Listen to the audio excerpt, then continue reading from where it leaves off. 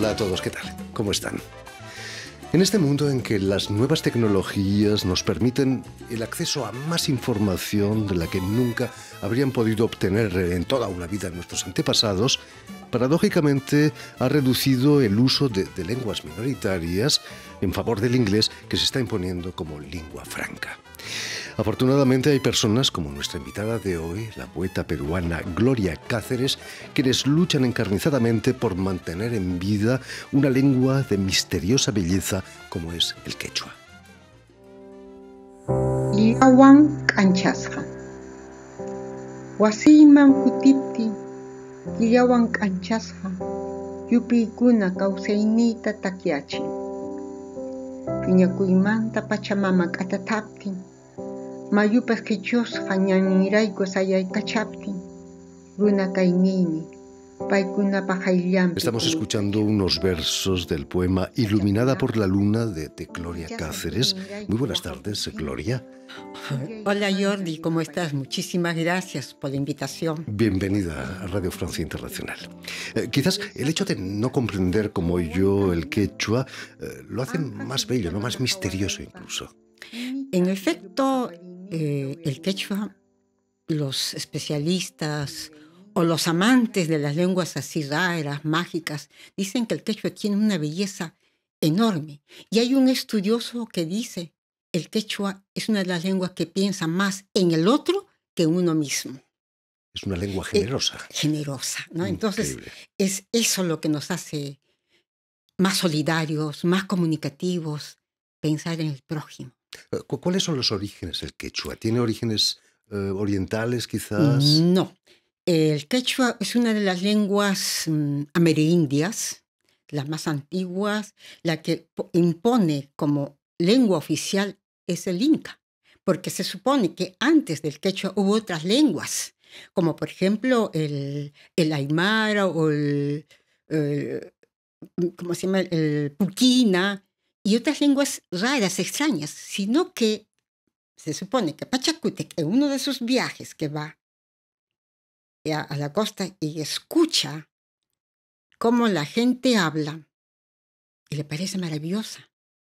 Se enamora de la princesa, se la lleva al Cusco y la convierte en lengua oficial, porque ahí todos los mitimaes.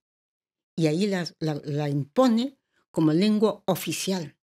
Pero mira la política de los incas. No fueron en contra de las lenguas que habían antes del quechua. Las mantuvieron. De ahí que llega el puquina, y el nazca, el chachapoyas, el lucana, el aymara y todas otras lenguas. Hubo una política de política lingüística de mantenimiento de las lenguas antes que el quechua. Increíble, ¿no? Me decías que la primera gramática del quechua es de 1500, ¿no? Sí. La primera gramática del quechua fue escrita por Fray Domingo de Santo Tomás en 1580. A finales del siglo XVI. Sí, a finales del siglo. Bien, ellos, cuando se funda la universidad, también es en ese año. Ahora, ¿por qué construyen la gramática? Porque es un instrumento válido de normalizar, para que todos los curas que llegaban ahí, o todos aquellos gobernantes como, que le digo, virreyes, capitanes, qué sé yo, puedan difundir a los demás. Por supuesto.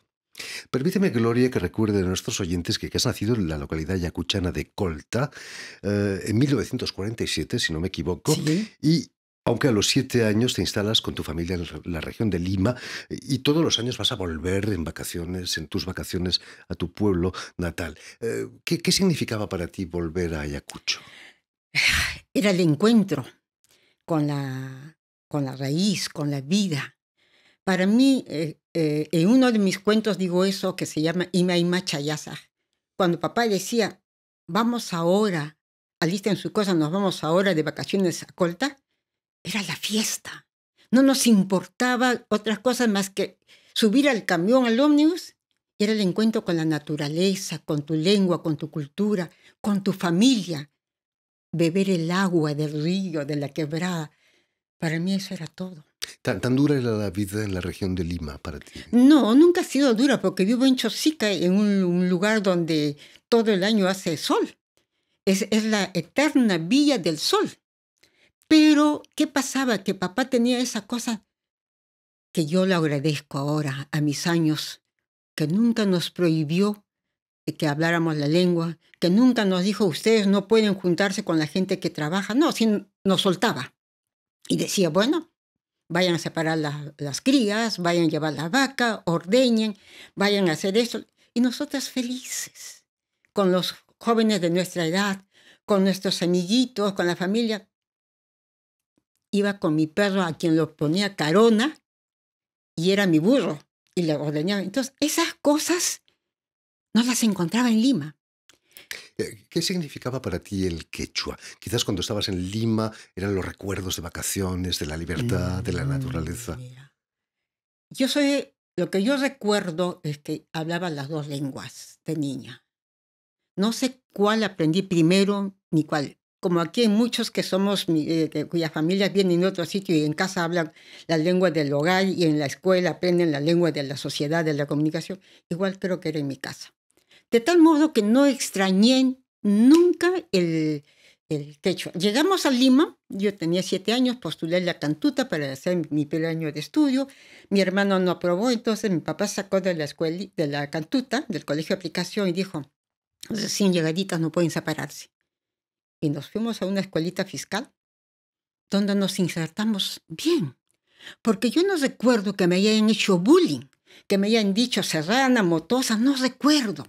Eso es algo que a mí me digo, ¿dónde está ese recuerdo mío? ¿No? O inconscientemente, maravillosamente lo he ocultado para no sentir menos. ¿Quién sabe? ¿Quién sabe? Pero yo no recuerdo eso. Entonces, para mí, eran los dos. Los dos. Los dos eran mi vida. En la universidad vas a estudiar educación y vas a obtener una maestría en ciencias de la educación con una investigación sobre la morfosintaxis del quechua.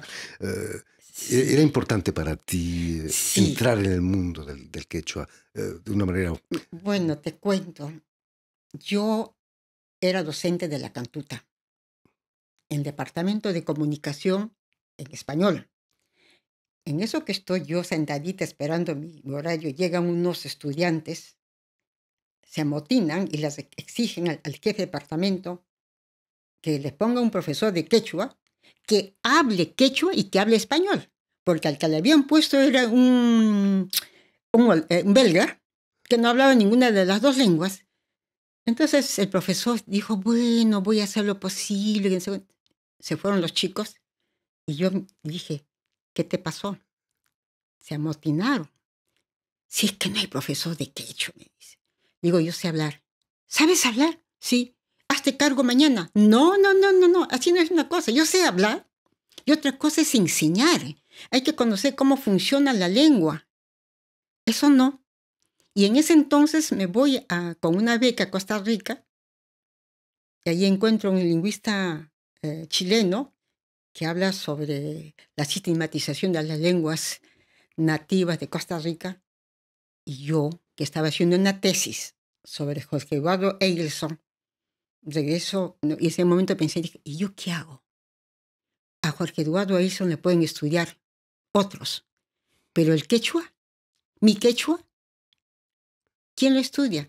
Yo que soy hablante nativa, si no lo hago, ¿por qué siempre tenemos que mirar que sean los sistematizadores, que sean americanos, europeos? ¿Y por qué una nativa no puede estudiar su lengua?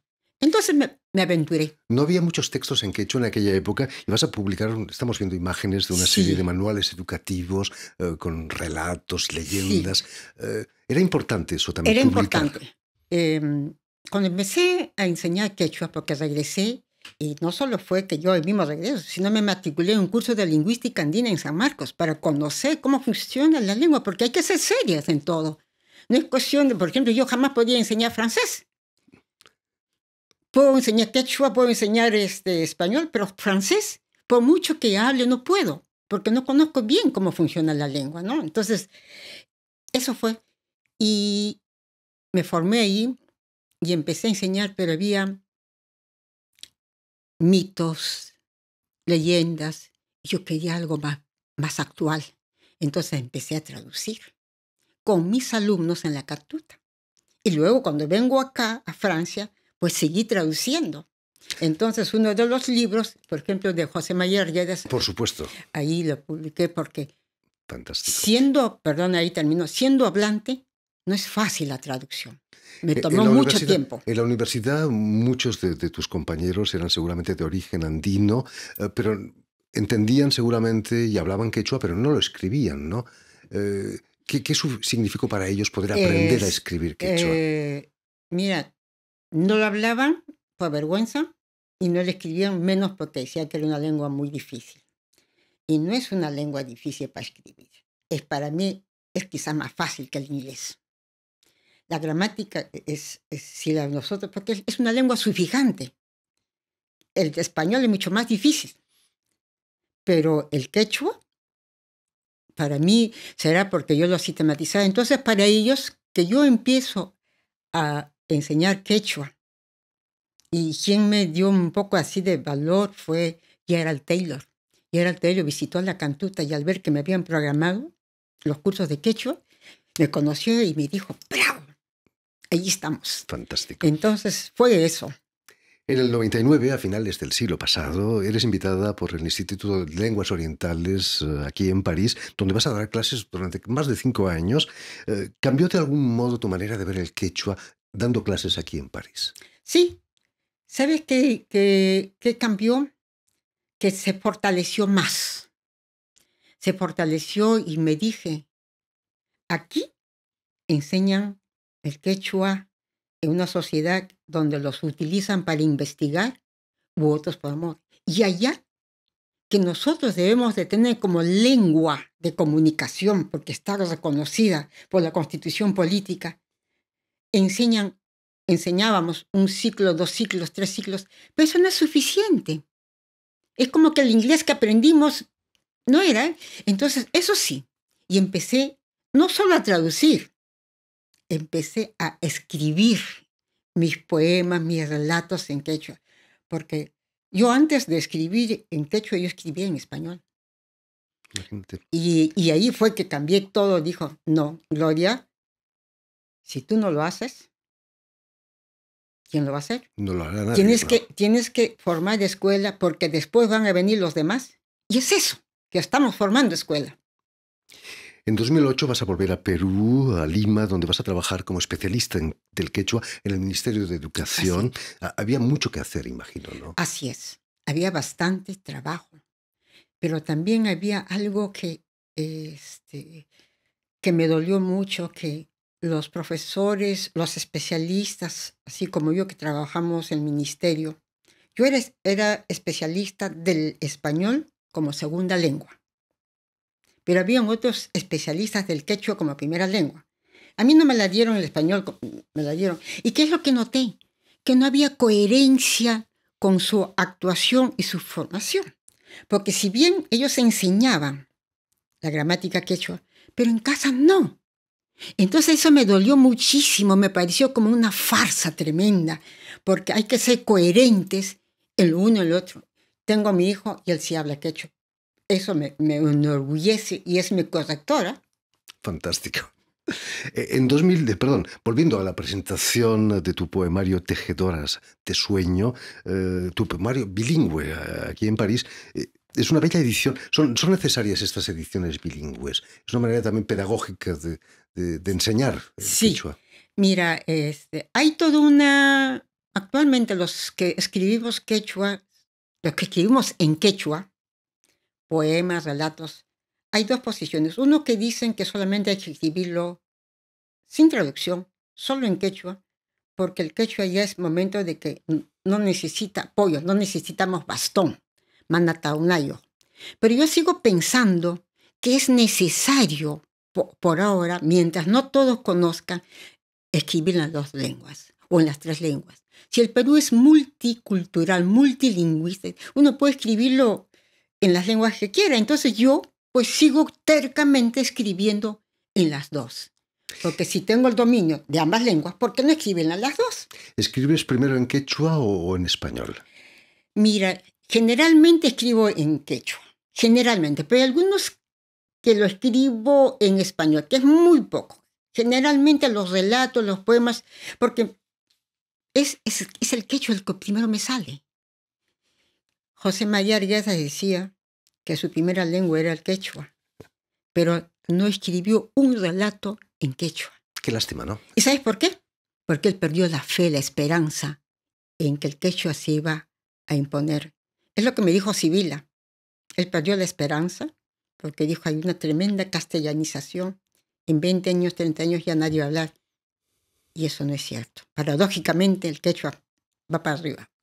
Han cambiado las cosas. Así es. No me gustaría dejarte marchar sin que nos propusieras uno de tus poemas de este poemario. Quizás el que hemos escuchado en quechua, podríamos escucharlo quizás en la versión que tú misma has traducido al castellano, al español, sí. ¿no? Se llamaba Iluminada por la luna. Este poema, como lo hemos visto ahí, es del libro Mosjo Aguajia, que quiere decir tejedora de sueños. En realidad, pues nosotros todos siempre tejemos sueños, ideas, pesares. Somos grandes tejedores. Para ahí no hay género. Sobre todo los poetas, creo, ¿no? Sí, creo que combinamos mucho. Entonces voy a leerles el poema en español, Iluminada por la luna. De Gloria Cáceres. Gracias. Cuando regreso a casa, iluminada por la luna, mis huellas afirman mi existencia. Cuando la tierra tiembla de furia y el río se encabrita por su lecho invadido, mi ser se rinde ante ellos. Y cuando los árboles lloran por la herida abierta, les declaro mi amor. Cuando regreso a casa, la coqueta luna intenta secuestrarme para que no vea el cielo azul ni escuche el bramido del río. Cuando miro el horizonte, el puente colgante se mece al vaivén de mis pesares. El aire helado me acaricia purificándome. Iluminada por la luna, brinco a tus brazos. Muchísimas gracias, Gloria Cáceres, y por este maravilloso poema de tu poemario. Que, por cierto, se presenta este jueves en INTI, que es un establecimiento peruano aquí en la capital francesa.